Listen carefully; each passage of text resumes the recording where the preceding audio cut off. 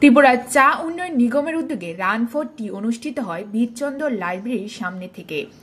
আগরতলা শহরে বিভিন্ন পথ পরিক্রমা করে পুনরায় সেই স্থানে এসে শেষ হয় এই পথ পরিক্রমা। উপস্থিত ছিলেন মন্ত্রী টিঙ্কু রায়, মন্ত্রী শান্তনা চাকমা সহ আরো অন্যান্যরা। উক্ত অনুষ্ঠানে বক্তব্য রাখতে গিয়ে মন্ত্রী টিঙ্কু রায় বলেন, চেয়ারম্যান বলেছেন ইতিমধ্যে চায়ের ইতিহাস প্রায় 108 বছর ত্রিপুরায়, কিন্তু এখানে যারা সামনে আছে আমরা কখনো ভাবি এই 108 বছরে এই চা শ্রমিক যারা, তাদের পরিবার থেকে কজন স্বাবলম্বী বা কজন নিজের পায়ে দাঁড়িয়েছে বা কজন ত্রিপুরার যে বিভিন্ন সরকারি দপ্তরে আছে। দেখুন, চা এরকম একটা ইন্ডাস্ট্রি, যারা এক্সপার্টরা রয়েছেন তারা জানেন যে টেকনোলজি এবং মেশিনের দ্বারা ভালো চা উৎপন্ন সম্ভব নয়। ত্রিপুরাতে 54টা চা বাগান রয়েছে। এই চা বাগানগুলি ছোট বড় মিলিয়ে এই চাটাকে ভালো করতে গেলে প্রথমত যে কাজটা হবে সেটা হলো চা শ্রমিক যারা আছে তাদেরকে বাগানে রাখতে হবে। দীর্ঘ বছর স্বাধীনতার প্রায় 78 বছরে এসে দাঁড়াতে চলছি আমরা যদি দেখি ত্রিপুরার যে পূর্ণরাজ্যের 50 বছর পার করেছি, এই 50 বছর পরেও ত্রিপুরার আমরা ওই চা বাগানে যারা থাকে শ্রমিক যারা, তাদের জীবনমান উন্নয়ন হোক সেটা নিয়ে কোনো পরিকল্পনা গ্রহণ করিনি। এই সরকারটা আসার পর 2018 সাল আসার পর চা শ্রমিক প্রকল্প শুরু হয় এবং তাদেরকে জমি দেওয়া শুরু হয়েছে।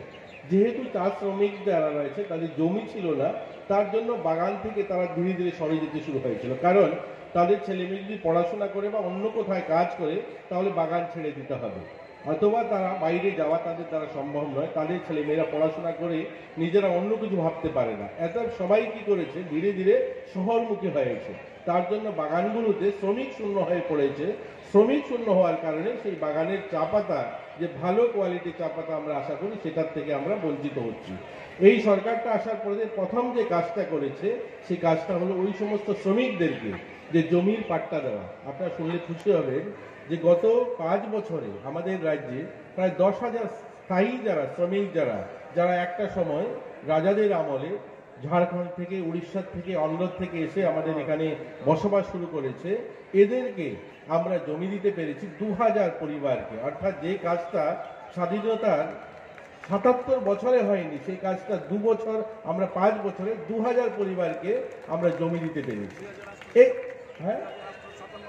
তো 2897 তিনি বলছেন একদম আপডেট যতজনকে দেওয়া। এই এতটা পরিবারকে জমি দেওয়ার ফলে কি হয়েছে, তাদের পরিবারকে শৌচালয় দেওয়া, তাদেরকে রেশন কার্ড করে দেওয়া।